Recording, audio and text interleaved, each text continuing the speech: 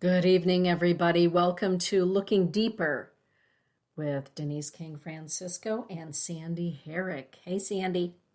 How you doing, Dana? I'm doing good. Good. I Good. understand you had some powerful winds out there on the East Coast tonight. Oh my God. They're still kind of rocking and rolling.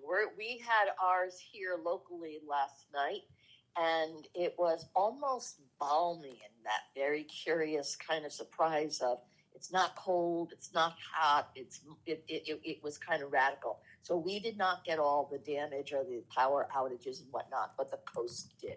So lost, down trees, floodings. It's I wonder if climate change is real. You know what I mean? Yeah. Good. Yeah. Okay. And I say that with tongue in cheek for everybody out there and a curiosity of something's happening and it's very drastic. And I would like to respect that and honor that because people are losing their lives.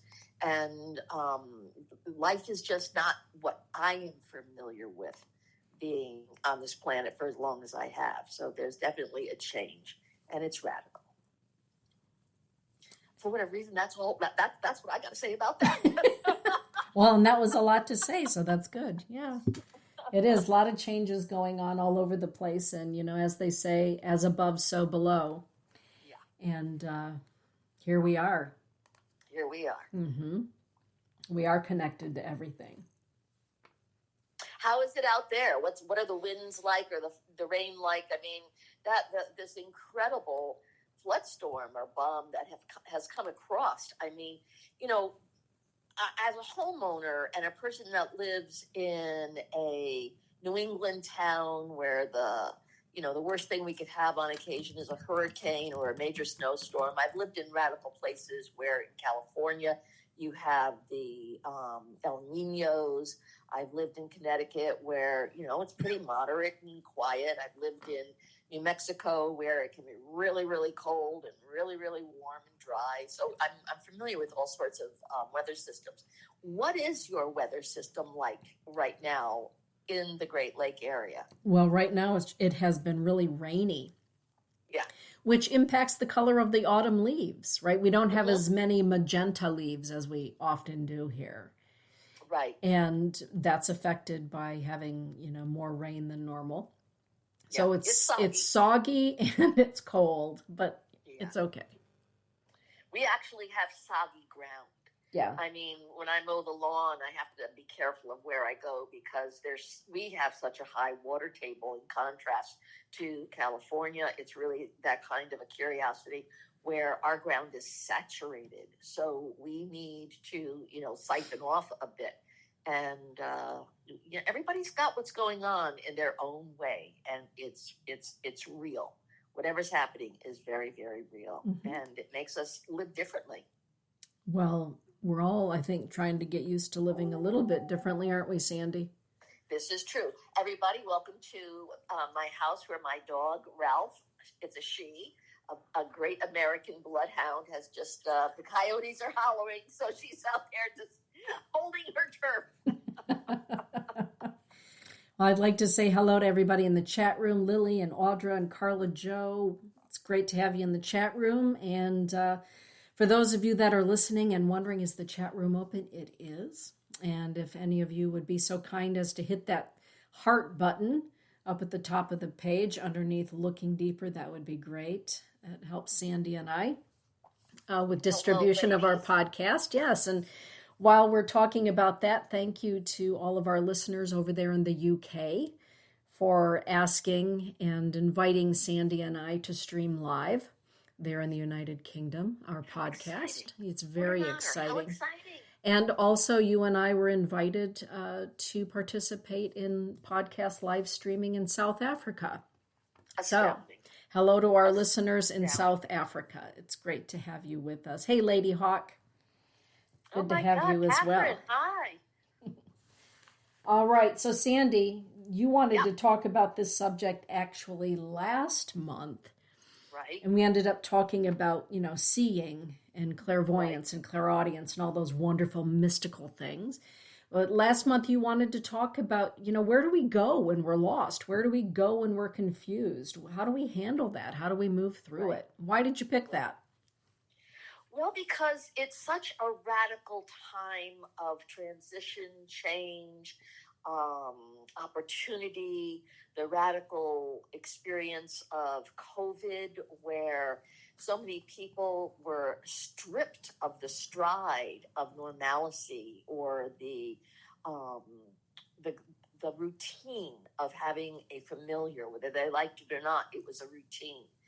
And to know that I have experienced more people in the shock of who are you if you're not in your routine, if you don't have something that you could identify yourself with outside yourself that gives you the sense of being something or belonging to something. And COVID has been so radical in the pulling you away from being involved, community, family disoriented, that people were just absolutely, and they are still kind of at sea without a rudder and not necessarily knowing how to get back to the stride or who are they now with all this great change. So there's a grief.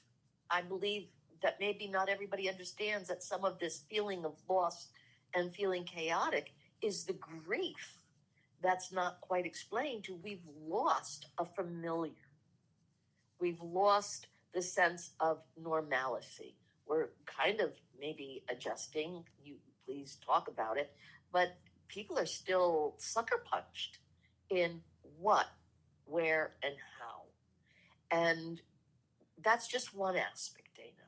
The loss of a partner, the loss of a family member, the loss of, your job, the loss.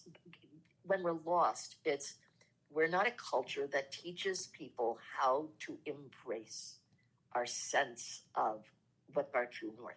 How do we get it back? What happens when we need to self-reflect rather than just always be involved with something that is constant? So I would like to talk about it as a phenomena that is natural, rather than when somebody says, I'm blocked, I've given away my power, somebody stole my, identity, or all that stuff. Having loss and being in that sense of losing yourself for a while is a natural state of evolution, reflection, and I think I have to say more importantly, the only thing that's constant is change. What are your thoughts? Well, gee, I agree with everything that you said, Sandy, and you put it beautifully. Thank you. Mm. There is a great amount of grief, and typically that's when we find ourselves lost and confused, isn't it? When we're grieving something. Yes. Whether we're grieving the loss of a friendship or who we thought we were. A lot of people have lost their jobs, or a lot of people have chosen to not go back to work. Right. A lot of people are redefining themselves, either by choice or by necessity, finding themselves redefining. And whether we're redefining on purpose or forced to redefine, there is some grief with regard to letting go of what we thought we were, or who we thought we were, how we thought our life was going to be. And where do we go when those things happen? We all have our own practice. Well, see, that's part of the drama of, I know I do, but I didn't always. Uh-huh. And it's taken many losses for me to somehow even become peaceful with this too shall change. And that it's something that is not happening to me as a punishment or as a curse or as, something that is inflicted upon me. It is something that happens. So to de-energize the drama of it, even though we're sucker punched, even though the rug may be pulled out from underneath us. And I am so in need to offer the compassion of when we're lost and confused, there is shock. Not everybody gets their balance straight away. Mm-hmm. I certainly haven't. I'm an emotional person. I'm a passionate person. You're an emotional person. You're a passionate person. And we both have our wits about us. But when our wits are stolen or sucked out or annihilated or, I don't want to use them anymore. Well, it is Scorpio season, and by the way, happy birthday, Sandy. Yeah. Thank you. Uh-huh. Just so everybody knows, I am highly invested in my birthday. For anybody who knows me, you know. Yeah. It's my birthday. It's my birthday. So I just got massively celebrated, and I officially am 74 years old. God love. I'm still here and still going, feistier than ever. And it's one of those things where there were balloons in the house, bigger candles than ever, the glow. And one of my celebrations last night was letting everybody, I am so capable of receiving. I'm available to receive. I do not shy away from receiving. And it's also because I'm a good giver. So it's, but, even that, Dana, not everybody has the ability to receive. Exactly. And there's a loss in that. There's a confusion in that. What are we allowed to have, to say, I want to celebrate me. And without greed or without being selfish or not even egotistical. I'm one of 7 kids. Do you know how important your personal day was, that it was finally your birthday and you didn't have to share with anybody else? Yeah, no, I can't even imagine what that's like. Well, it's like me at 74, saying, it's my birthday. It's my birthday. I don't have to share my toys with anybody. I don't have to take hand-me-downs from my sister. Oh God. And the cake comes to me, I blow out the candles. So it's, and it is that ability, the joy of, I don't only just am available to receive. You and Lily have given me many birthdays. You've been here and you've shared and you've given me many beautiful gifts. And so, we've done that in that place of, it's an act of love. Yes. And, a lot of people don't necessarily know how to say, I love you. But that gift is that extension of, this is how we share love, or even show that there's love, and thank you for loving me. And I love you in return. So it's my birthday, and yours is coming up, as soon as Scorpio is over, which is, and here you come. You're on the rise, kiddo. I'm on the rise. But, in speaking of that, Lily is laughing in the chat room. We have had wonderful birthdays. And if it's difficult to receive during your birthday, if you take that to a place of receiving during a time of grief or a time of confusion, I think that a couple of things. I think that social media has kind of honed us into not always displaying the confusion, the loss, being lost, right, out in a public way. We have another persona that we've added to ourselves thanks to social media. And that's another personality or a way of being that we have to maintain.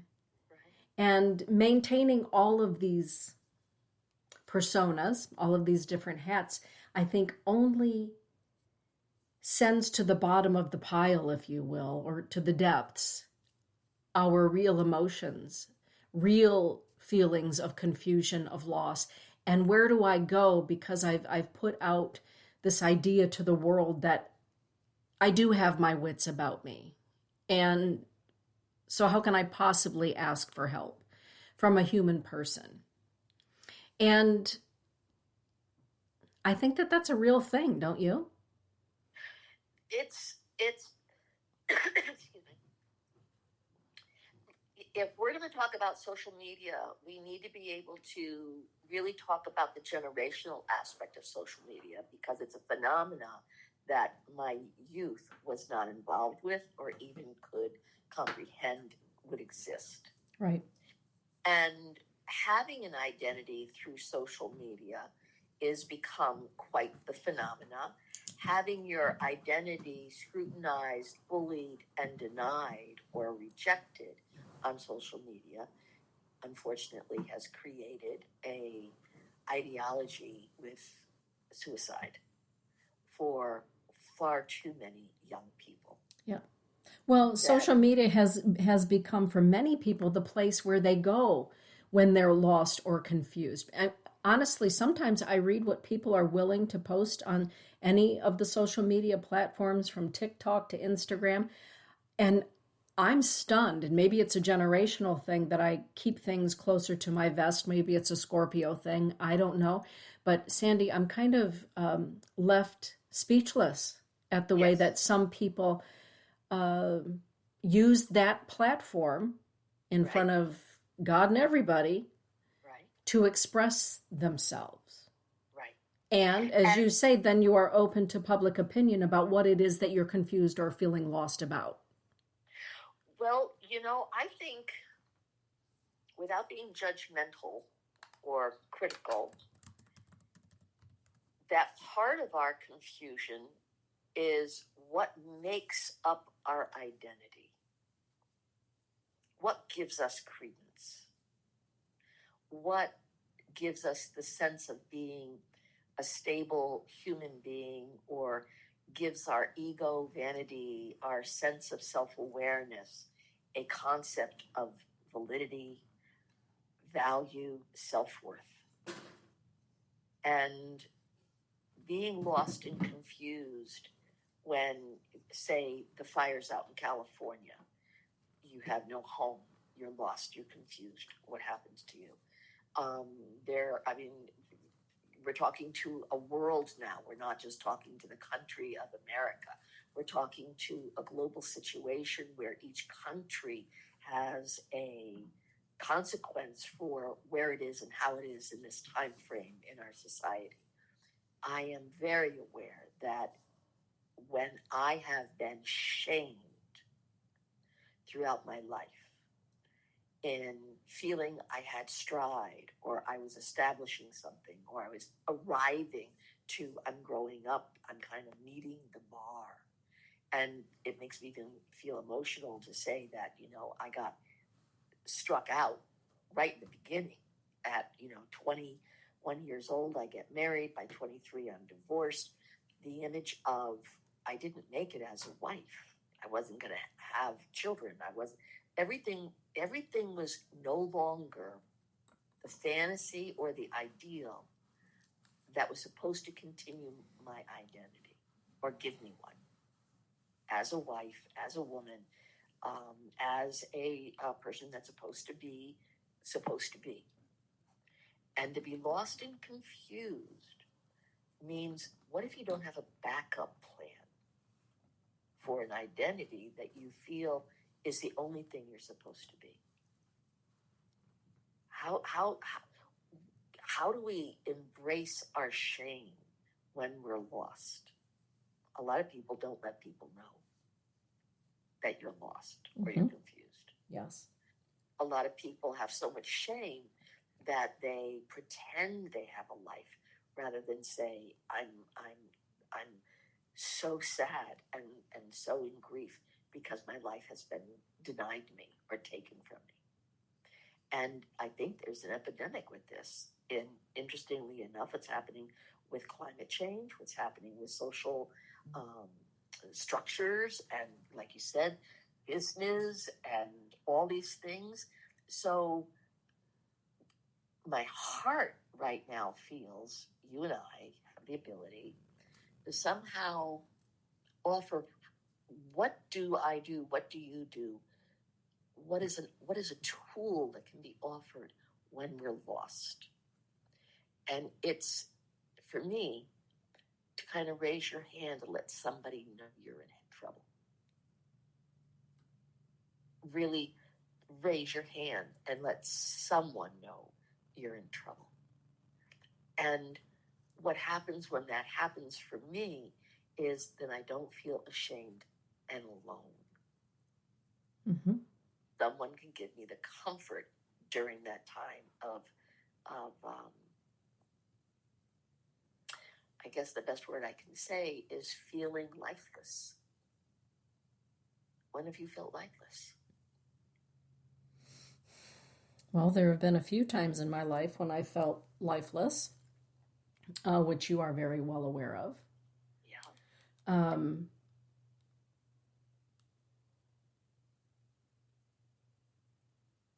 And I think the most important part probably of the show is exactly what you just said, of letting somebody know. Yeah. Of reaching out. And when we're talking about social media and reaching out, I think that there's also a generation of people who have not perhaps been raised to have conversation face to face. Right. And digital conversation, virtual conversation. Right. And so it's an opportunity, I believe, in this conversation to talk about the need for human contact, right. Good human contact, right.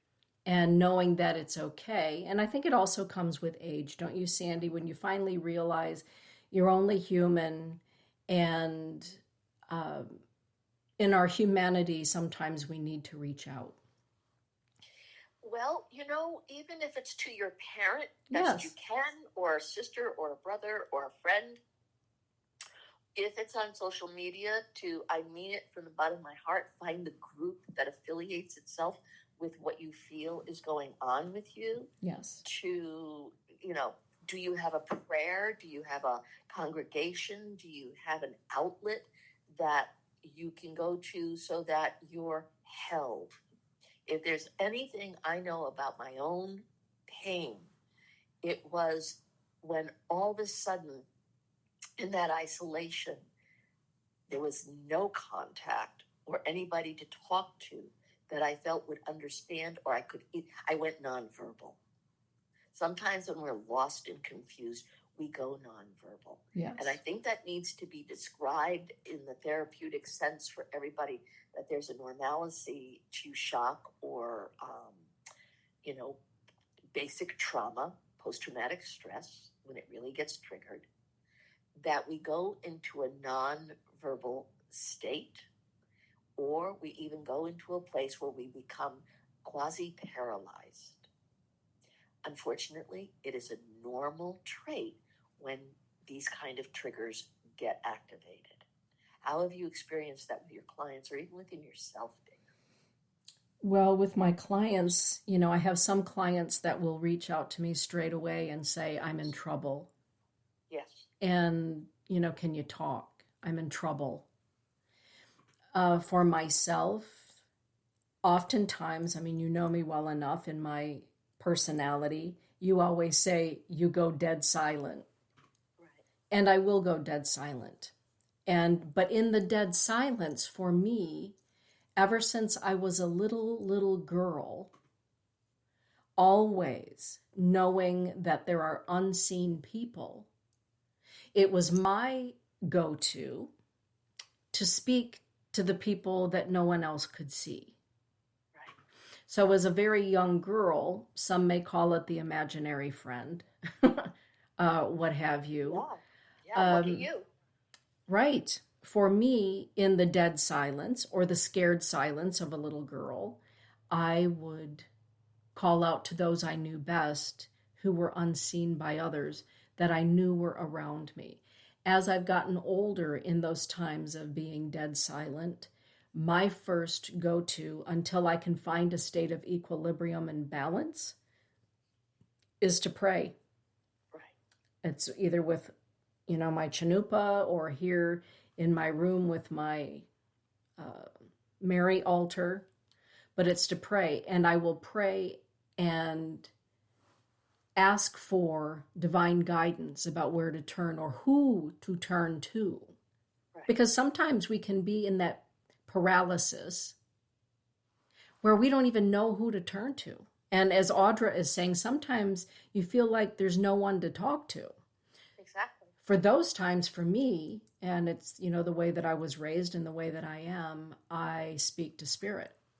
Right. And for me, my go-to, and you know what I'm going to say, is always Mary. And as you've often said, you're not going to say Shanti Shanti Om when the Right. plane goes down. You're going to Right. say you're going to be sitting next to me saying the Hail Mary. Right. Right.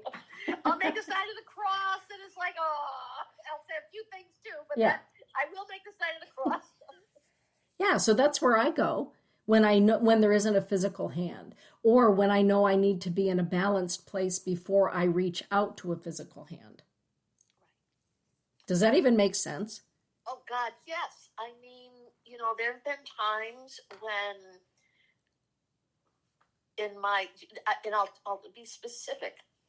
Where did I go when I lost my marriage? Gratefully, I was able to go home. But even in my home, I had lost my pecking order because, as one of 7 children, I was no longer a child in that house.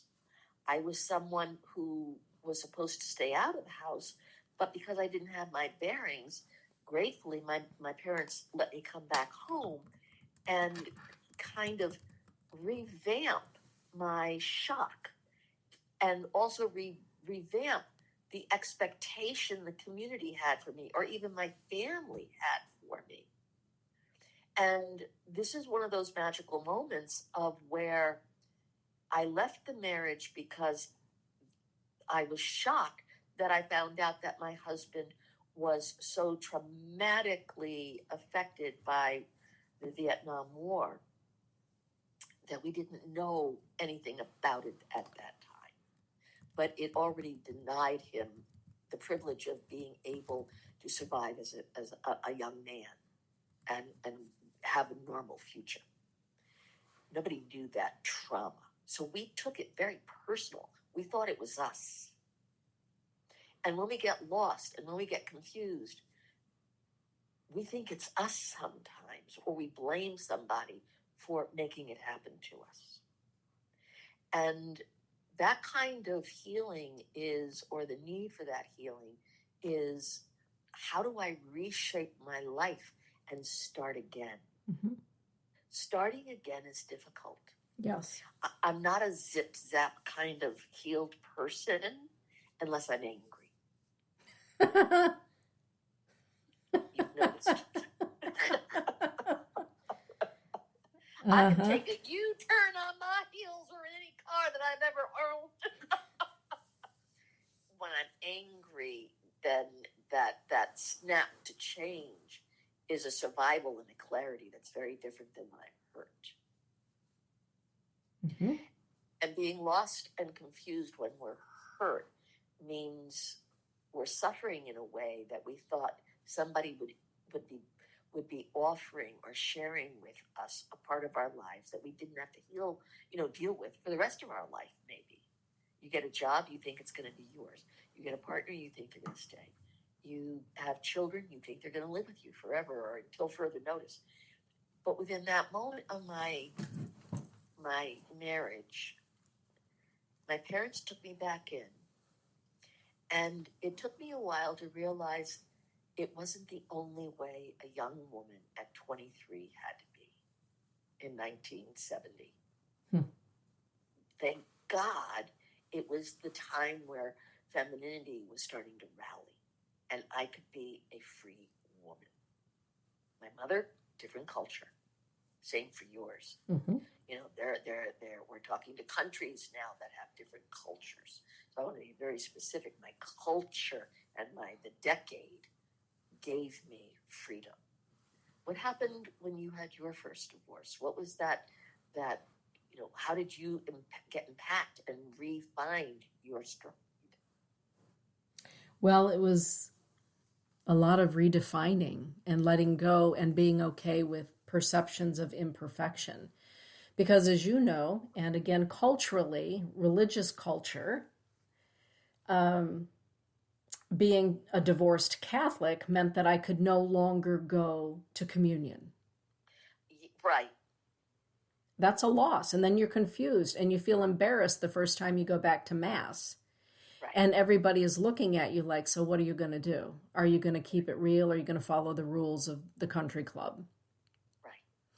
And, so I chose, well, it was actually my daughter Elise, who is a firecracker, for anybody who knows Elise, who looked at me at the ripe old age of 12 and said, well, this is a bunch of BS. You're not going to continue to belong to this group of people if they say that you can. And I looked at her in her 12-year-old wisdom, and I said, you know what? You're right. Right. I don't want to belong to this club that is now excluding me at a time when I am lost. Right. And confused. Right. And uncertain about where do I go from here and who am I now? So that, sometimes our being lost is something that's compounded when we reach out. Right. It also is the navigator for, and this is so important because you and I live on that edge of the change is necessary even if we're in disagreement with it. Yes.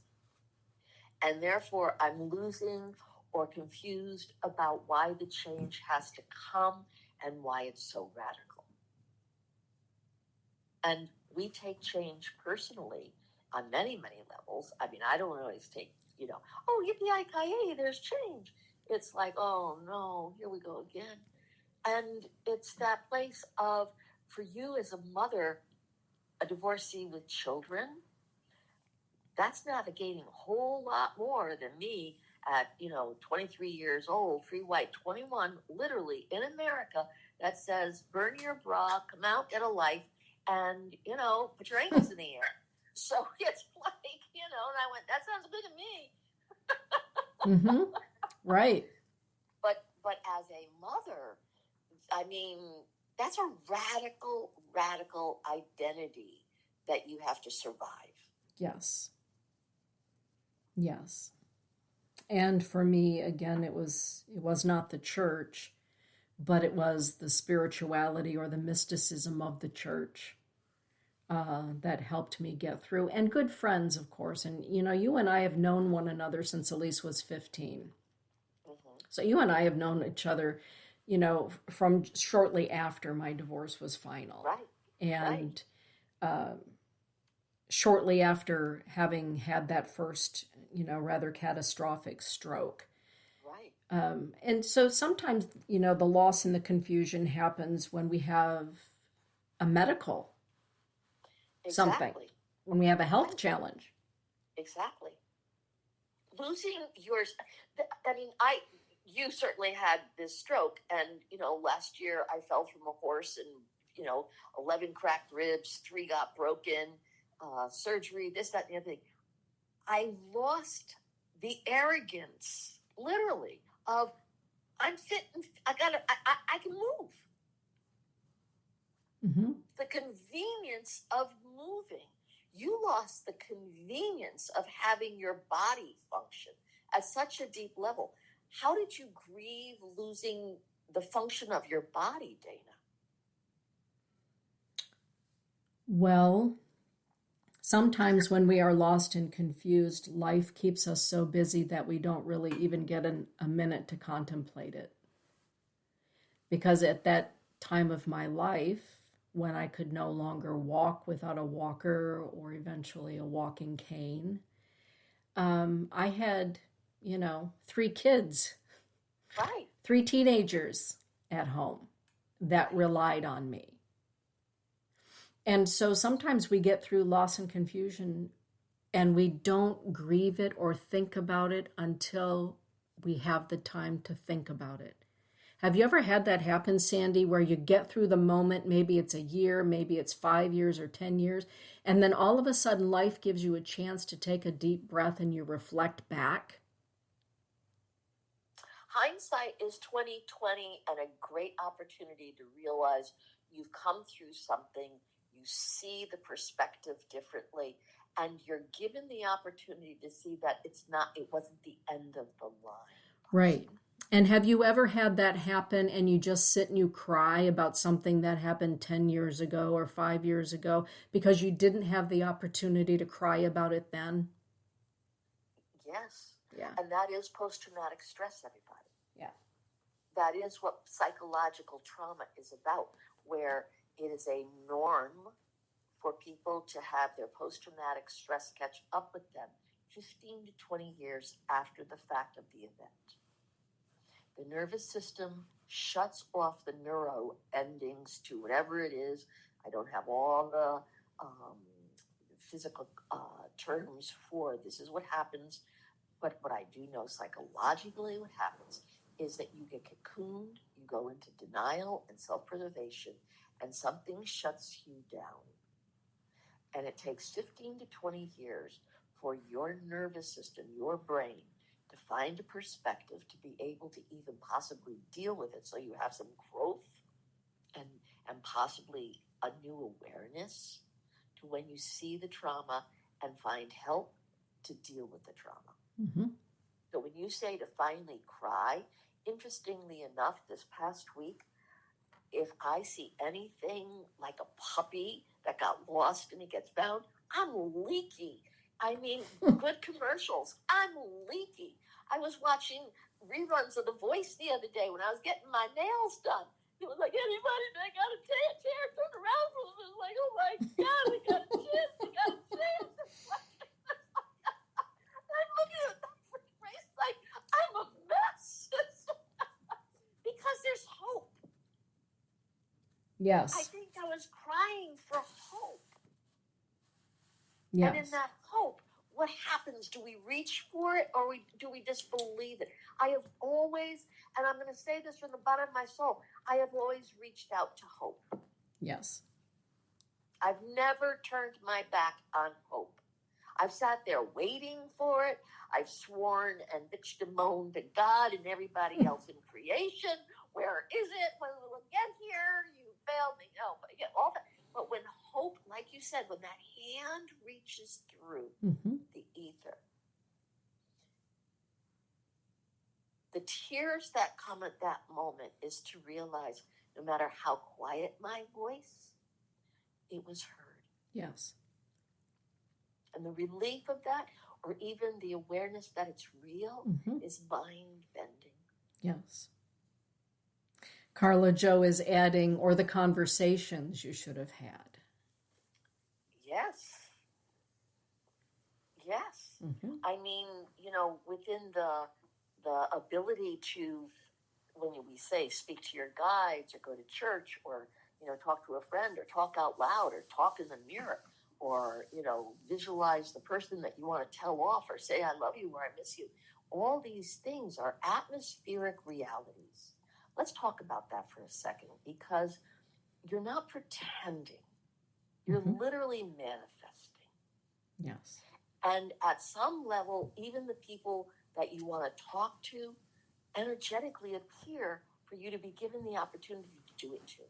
Yes. Or have that conversation with. Yes.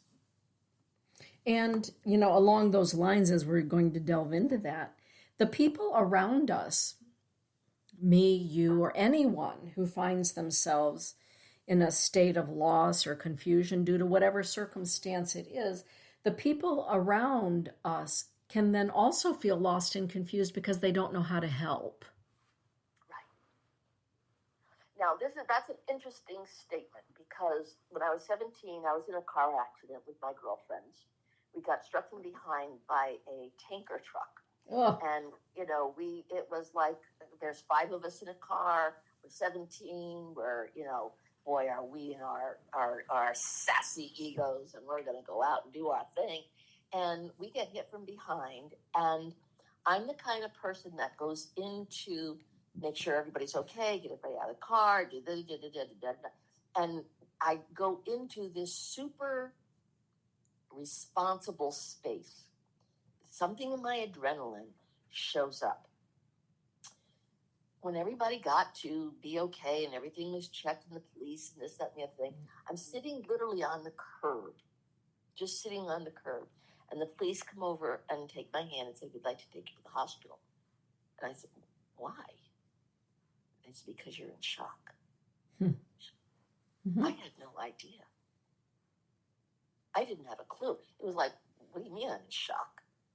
And when they told me the reality of the adrenaline dropped, or the fact that someone saw that I needed help and I didn't know it, nor did anybody else because I was so at the beck and call of everybody else. It's important to know that in that moment, my tears came because I didn't know I was hurt, but I was. Yes.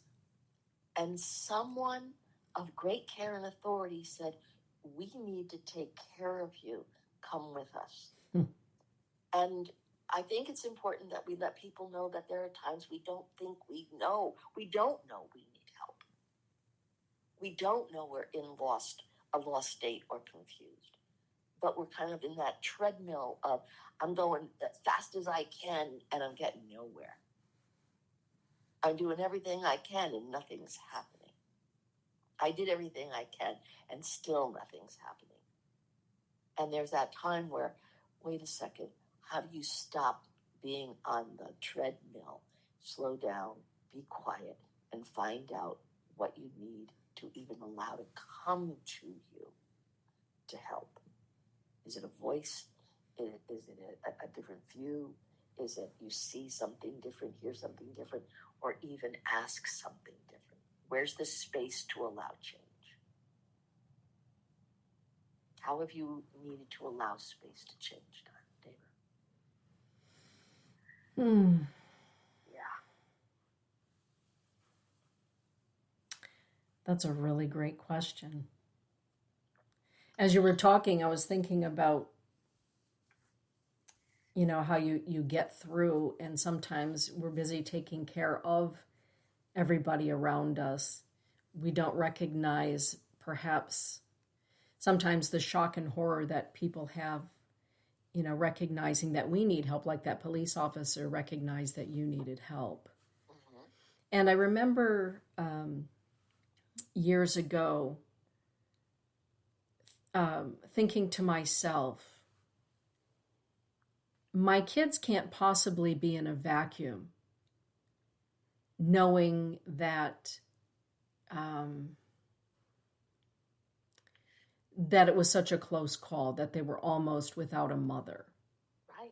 And so the PTSD of that, well, and at that time, and still to this day, Terry Ruel and I are such good friends. I absolutely adore that woman. And so, she spent a lot of time with my daughter Elise in counseling, grief counseling, because, the kids were grieving, who their mother no longer was. And I don't know who she's going to be now. Right. But in those pauses for myself, I think for myself, I've come to the conclusion that for me, kind of letting go of the steering wheel, which is not easy for a Scorpio. No. But understanding that something is happening for a reason. I might not know what it is, but thank you to whoever's listening for bringing to me the opportunities to learn, the people who will help me understand what this is. And sometimes when you put up a prayer or a gratitude that way, it takes a hot minute to get the answer or to even get a clue, right, let alone a door opening to say, come on in here and let's talk about who you are, right, and why this happened and who you're going to be now. Right. It's not rational. There's no rationale at first when there's loss and confusion. No. There's nothing rational. And that's when we feel like we've lost our minds, or we feel like we've lost our lives, or there's no reason to continue. There's no, I have no energy. I've lost my vitalness. I've lost my life force. I've lost my desire to participate. I've lost my desire to even have the damn energy to make the effort one more time. Mm-hmm. Why bother? Mm-hmm.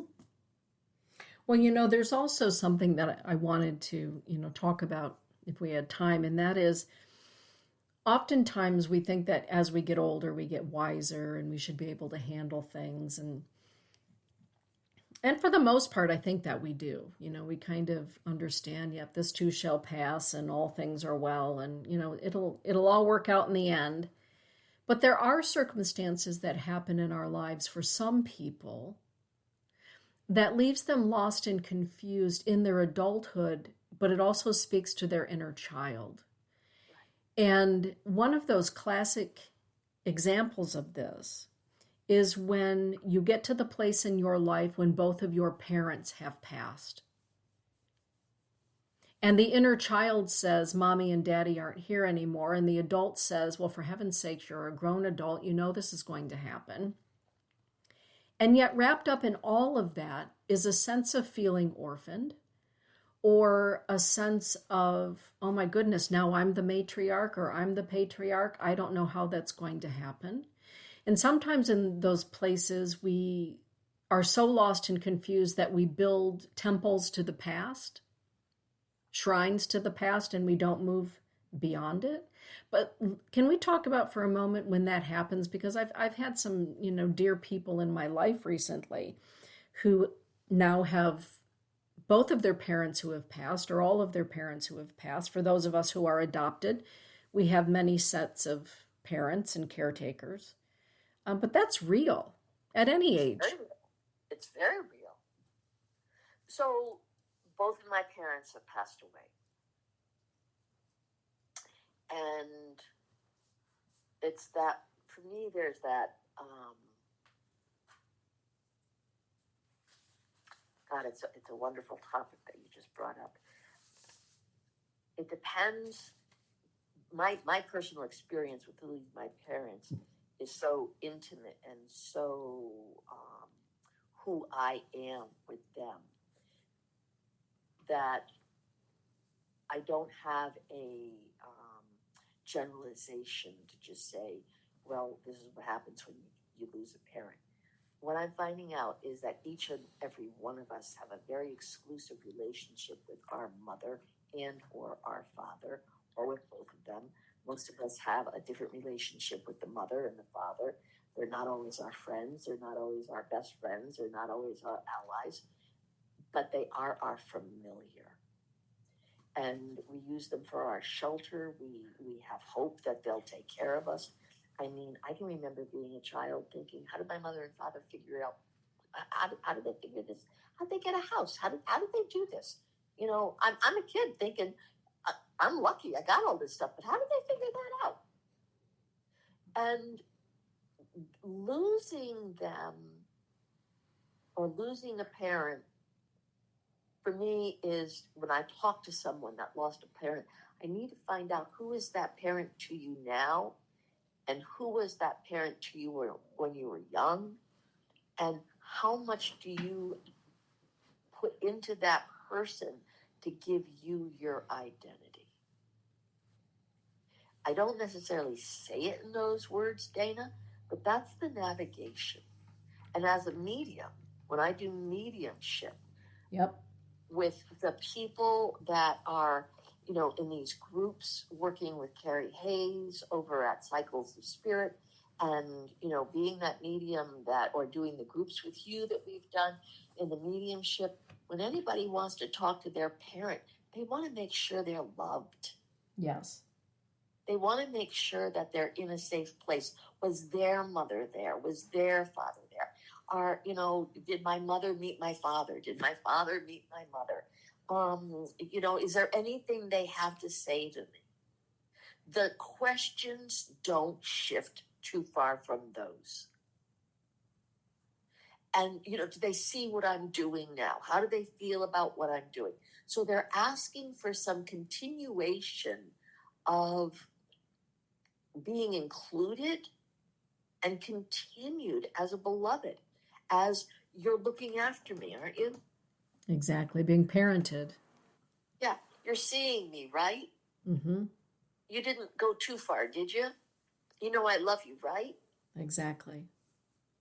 And even for the grandparents, because, my mother was sick with 7 kids. She wasn't always, you know, blah, blah, blah, blah, blah. My grandmother came in. My grandmother was the surrogate in many, many ways. So, interestingly enough, in losing her, I lost a dear, with my mother's mother, an incredible endearment to my heritage, the Germanic smells, the coffee, the kuchen, the ceremonies of being a Germanic child with all the decorations and it's like she was kind of the hearth that was cozier than our home. And so losing her was losing our backup.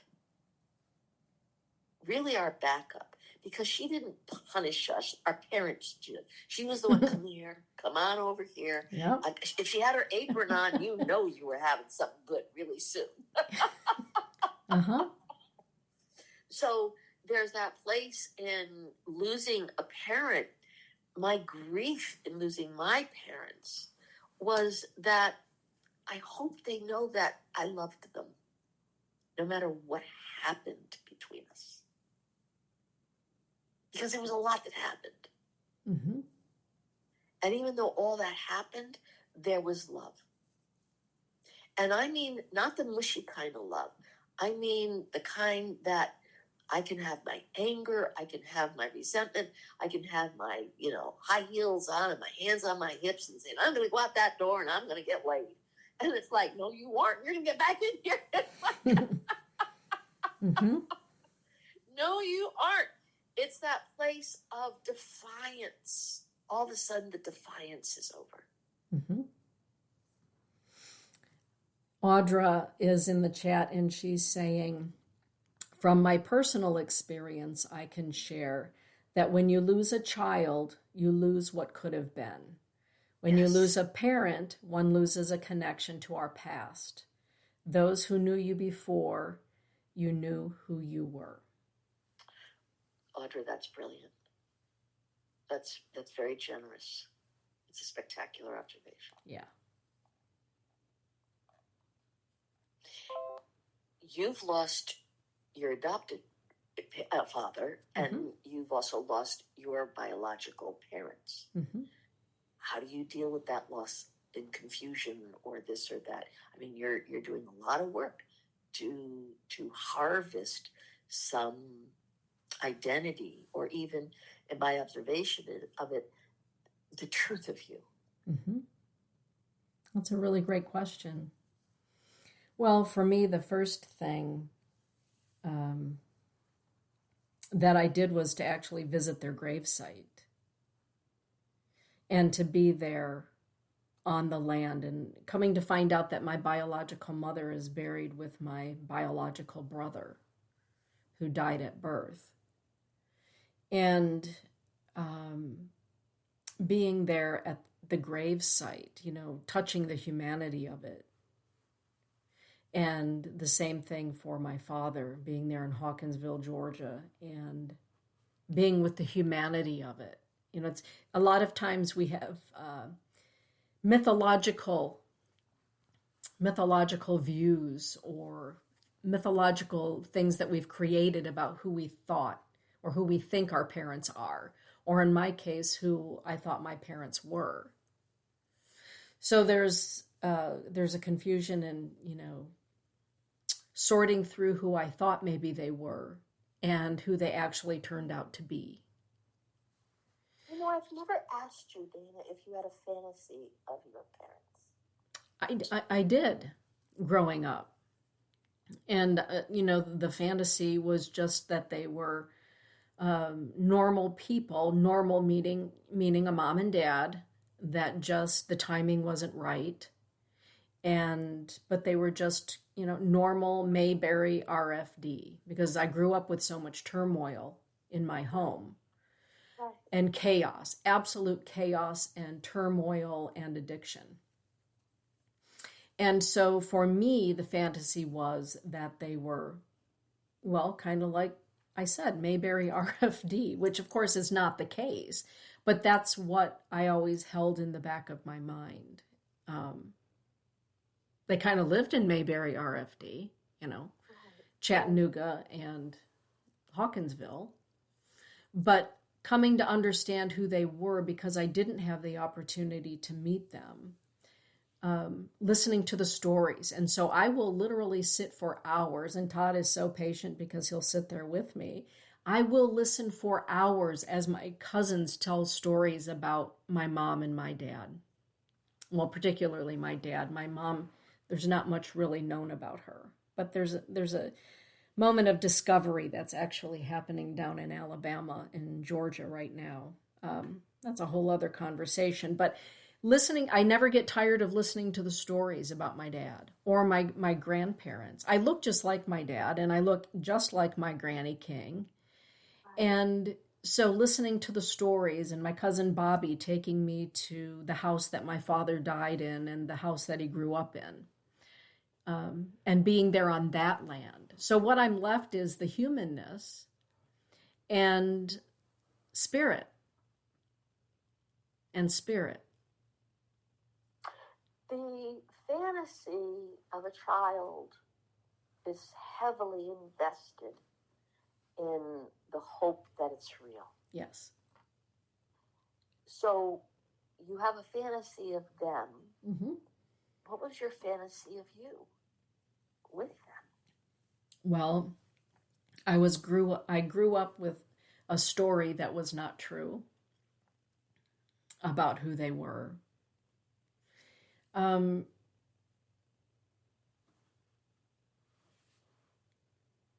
For me,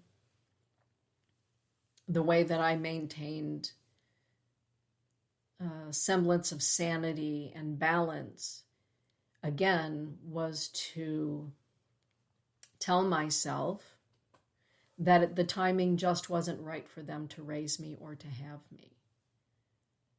Were you a certain age when you came to that conclusion? Because now we're talking about the confusion and loss of a childhood. I would say probably around 10 years old. Okay. Yeah. But as I got older and my spiritual gifts developed, then I started having visitations from ancestors. And I drew them, and I don't know where those drawings went. They got lost somewhere, but I drew them. And because the visitors were coming to me and I would draw their faces, then who I was began to come to me from the ethers. Did you know it was your ancestors, or were they just people that you were seeing in the ethers? It was people I was seeing in the ethers, and when I would bring it up at the dinner table, I was told that was crazy. And you've already been told who you are, and you've already been told, and you've already been told, but I knew in my soul. So there was a confusion in my soul about why I was being visited by the specters of.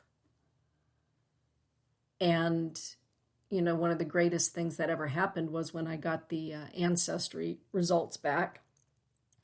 And all of those ghosts that had visited me as a 12-year-old and a 13-year-old when Kelly Spencer and I just started hanging out together, I would show her my pictures that I did in charcoal or that I did in pencil. They were quite spectacular.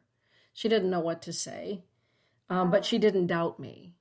Right. But all those years later, now I understand my connection to Harriet Tubman and Frederick Douglass and Chief Kicking Bear and all of the faces. I had no idea who these human beings were at the age of 12. Why would I? Right.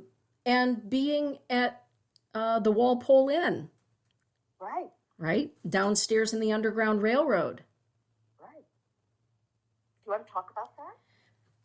Well, that was one of the most pivotal points in my life, was when you invited me and Lily to take a journey through the Bellows Walpole Inn, and we went down into the basement, which was one of the stops along the Underground Railroad. Exactly. I remember when were descending and Lily was photographing. You were actually recording. Yes. And the people that I experienced down there, the ghosts of the people they weren't even ghosts. I mean, they were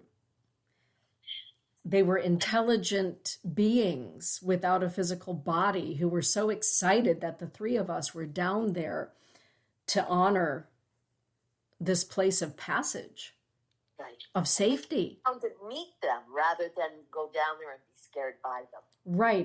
We weren't doing ghost busting or any of that. It was a place of let's listen to the story. Right. And we did. Right. And then years later, being downstairs again, and Kevin Spencer was with me, and his wife Kelly and Lily and the whole group of us, to be in that energy again. And then to find out eventually that my own bloodline consists also of people who were brought here, captured people who were brought here as enslaved people. Yeah, I was moved by Kevin's tears touching the walls. Yeah.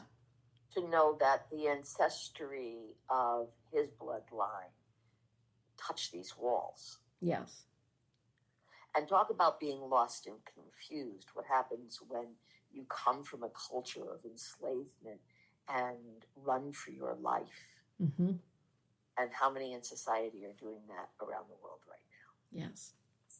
And you'll risk everything for the hope that there's a life beyond your being lost and confused. Yes. And it is amazing that we do risk everything to have something, because there's that human spirit inside of us that is mightier. And I can be honest, I don't know where that comes from in me. I just have learned that I can rely on it. Yeah. Because I've experienced, I didn't know I had it, but boy, am I grateful that it showed itself to me. Yes. Because even in going down into the belly of the Walpole Inn and knowing that this is historic, it's that place of the souls that are possibly lost and confused from that journey, looking for their way, that at that moment we were able to offer, you're on your way to your home. We're here. We're acknowledging the exhaustion of your need to find freedom and honor and respect. Yes. Sometimes, truly when we are lost and confused, it's actually spirit who comes through to assist us in coming to an understanding. I agree completely. Yeah. And I think for me, that's been a large part of my story in times of confusion, particularly as an adopted person, trying to figure out who am I really? What is fantasy in my mind? And what is it that my soul knows that people have denied me? Right. So sometimes it isn't a human hand that helps us through the confusion. It's a hand that comes through from the ethers. Exactly. Yeah. And it's a hand that is honest. Yes. If there's anything I want this night to be about, is the honesty that when that hand comes through the ether, or that when we feel that hand reach out from us to even say, I'm here, find me, look at me, see me, that it's honest, because there's something profound in our innate nature that says, I want to live, or I'm still here, or it's time to breathe again. Yeah. Yes. And we're incredible. Mm-hmm. The human spirit is incredible. Yes. Catherine is saying, Lady Hawk is saying, funny, I've held Daddy's hand a few times recently. Wow. Yes. Amen, Catherine. And what a beautiful understanding to know that that is real. Yeah. That's probably the thing that I would want to leave as part of, the message this evening, Sandy, is that oftentimes it is spirit that reaches through to say, let me help you, or let me be here to help you understand, to help you in this time to find balance again. And when those things happen, it's real when spirit steps through. It's so real. And I can hear, questions out there. Well, what's the hand look like? What if it's not a hand? It's the sunrise. It's the sunset. It's the Yes. full. It's the breeze that all of a sudden comes through it from where it's like there was nothing and now there's something that moves. Mm-hmm. It's when all of a sudden some inspiration comes and you didn't even know you could possibly be inspired. It's when a voice on the TV says something and it's talking directly to you.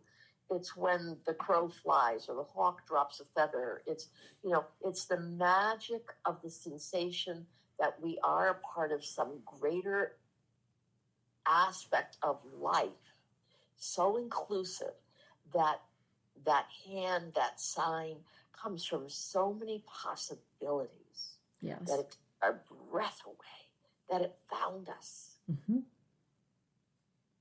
So I think that's a beautiful way to wrap up the show. thank you. Thank you, Lady Hawk. What a great day. Yes. And who gets better sunsets than her? Exactly. And her ability to capture them on film is stunning. Absolutely. Absolutely. Well, okay. Well, everyone, thank you for joining Sandy and I tonight from wherever you happen to be around Grandmother Earth. And we enjoy spending our hour with you every month here on Looking Deeper. Have a glorious Samhain, All Hallows, All Saints, All Souls, Dia de los Muertos. It's a sacred time of the year right now. God, it's so filled with spirit. So filled with spirit. And by the next time we talk, you would have had your next birthday. So happy birthday to you. Thank you. And it's hard to believe that we've got 2 more shows before it's Happy New Year. And that's kind of radical. Mm-hmm. So it's like, good God, time. Uh-huh. Here we go. Here we go. And thank you to the world for being interested in not just what we have to say, but asking us to bring something that keeps us inspired to continue to communicate. So I really deeply appreciate the opportunity.